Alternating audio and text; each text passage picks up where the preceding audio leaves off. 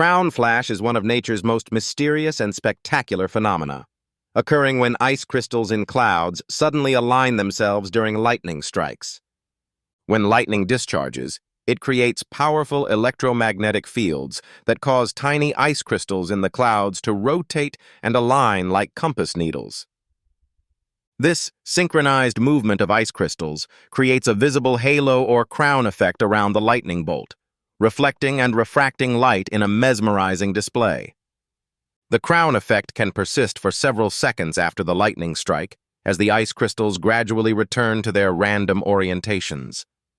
Scientists continue to study this fascinating interaction between electricity, magnetism, and ice crystals in clouds, which reminds us of nature's incredible complexity.